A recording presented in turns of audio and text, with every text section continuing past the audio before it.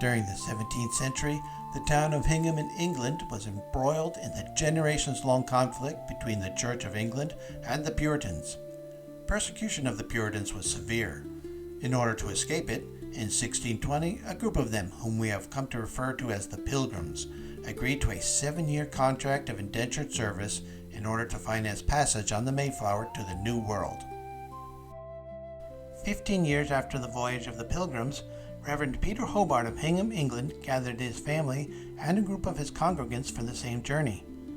Theirs was an easier one, since settlements in the Massachusetts colony were well established by that time, and the Reverend had the means to provide his own financing.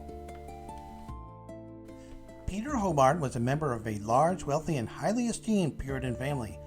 His parents had prepared him for the ministry throughout his childhood. After graduating from the University of Cambridge, he ministered at St. Andrew's Church in Hingham. The demand for his sermons was so great that his role spread to that of an itinerant lecturer, speaking at parishes throughout the region of East Anglia. Cambridge University had taught him to preach in a plain style and to maintain high biblical integrity in his sermons. These two practices drove his popularity. His father, Edmund, emigrated to the Massachusetts colony 2 years earlier, in 1633, aboard the Elizabeth Bonaventure. Edmund's party settled in Charlestown before moving to Bear Cove, the settlement that would become Hingham about a year later. Before Edmund settled in Bear Cove, he sent a party of explorers to survey the land for house lots, suitable tilling land, and good pastures. They reported the presence of a sparse Native American population and some immigrants from the English West Country. These Englishmen had immigrated in 1631, and they were not Puritans. West Country English were not partial to the English of East Anglia, but in this case they, along with the Native Americans, were said to be friendly, cooperative, and accommodating. What impressed the explorers the most, though, was that the land was beautiful. They expected to encounter dense forests. Instead, it was quite like the English countryside they had left. The local Native Americans had cleared trees and bushes for farming. Sadly, 80% of the native population was wiped out by epidemics brought by the Europeans. In 1635, Peter landed at Charlestown and temporarily took up residence in the houses built and left behind by his father. Peter spent 3 months considering offers of church leadership positions from parishes in and around Charlestown. These opportunities would have given him great wealth and power, but he chose independence over wealth by settling in the relatively untouched Bear Cove. Besides, his father was still living there along with some of Peter's former parishioners. When it came time to leave Charlestown and head to the new settlement, Peter chose carefully who would accompany him to be the first of his group to settle Bear Cove. Most were of middle-class backgrounds and some were wealthy and brought servants.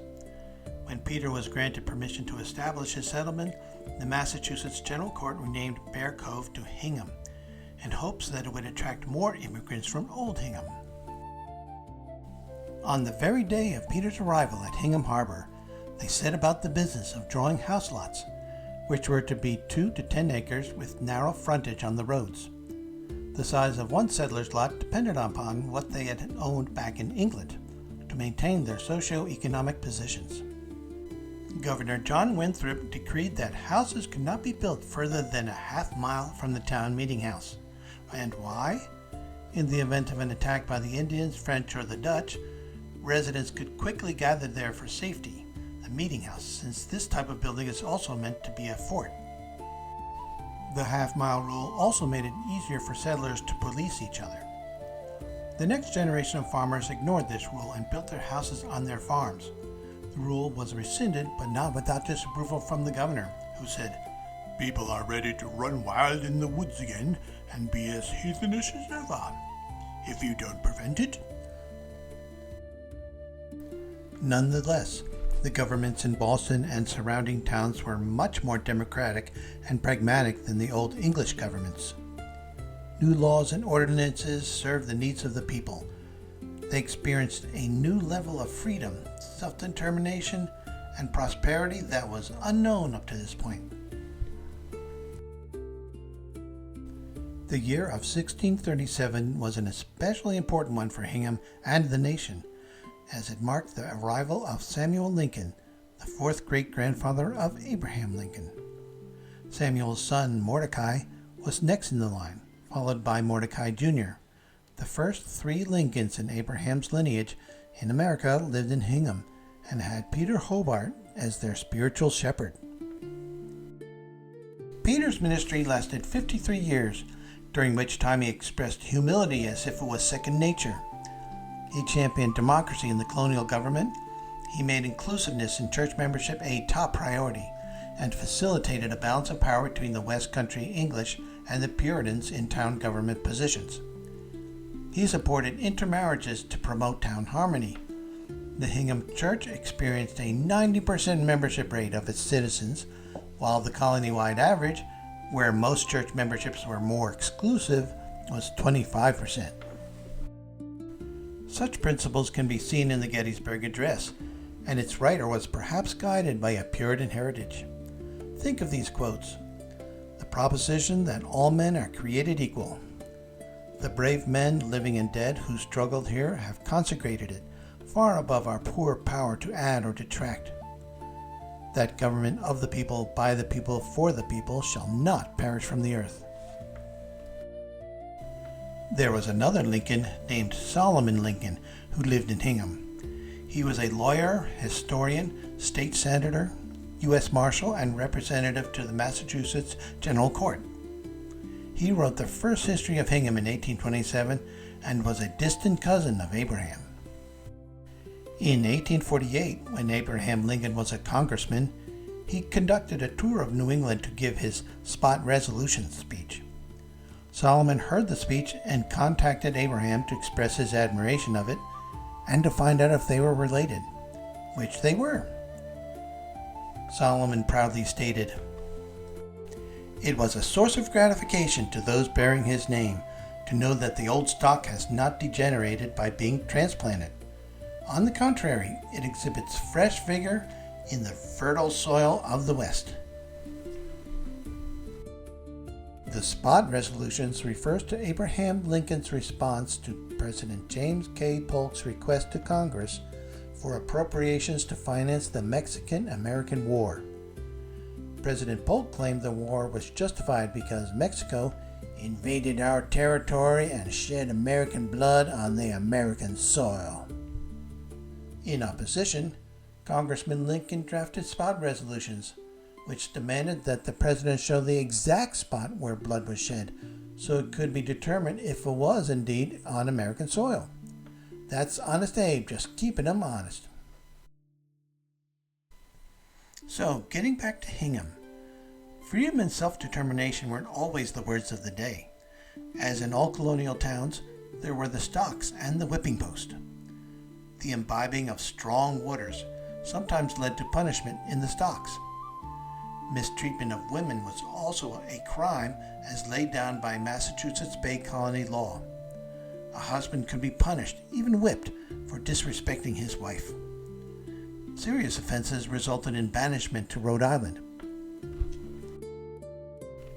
It was required of the civil government to protect Puritan orthodoxy. John Winthrop's journal, A Well-Respected History of New England, records a man who attempted to convert Hingham Puritans to Baptists. This matter was taken out of the hands of Hingham by the General Court. The sentence was to be fined or to be whipped. The man chose to be whipped to display an example of Christ's suffering. During Peter Hobart's ministry, peace and prosperity were the norm, apart from conflicts he had with Governor John Winthrop. The governor valued his own aristocratic status and exerted control over the colonists. Peter believed in local democracy and the ability to self-govern, which got him into trouble with the governor. As directed by the colonial government, church membership was required before a man had the right to vote or hold government office. Peter was accused of supporting a petition that demanded that this requirement be removed. He demanded autonomy when electing the captain of the Hingham militia. Peter once baptized an infant whose parents were not church members. He was forbidden to preach at a wedding because, as stated by the magistrates, His spirit has been discovered to be adverse to our ecclesiastical and civil government, and he was a bold man who would speak his mind. Peter Hobart died in 1679 at the age of 75. Toward the end of his life, Peter was sad that he hadn't achieved more. "Alas for the barrenness of my ministry," he said. For example, Reverend Richard Mather, his contemporary, was a celebrated theologian who wrote a draft of the Cambridge Platform, the document that defined congregational church government throughout the colonies. Another contemporary, Reverend John Eliot, translated the entire Bible into the Algonquin language and converted thousands of Native Americans to Christianity. And finally, Peter's sermons could not approach the brilliance of the sermons of the highly regarded and powerful Reverend John Cotton. To also give credit where credit is due, let's note this excerpt from one of Peter's sermons that is profound and truly captures the imagination. "Thousands of miles of ocean separate us from the rapacity of tyrannical rulers, both of state and church. God may be worshipped as our consciences dictate, with none to say nay.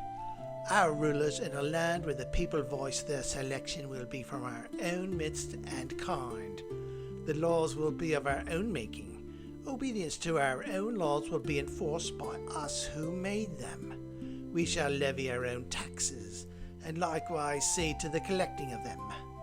And the church in which we shall worship our own God will arise from our own feeble hands.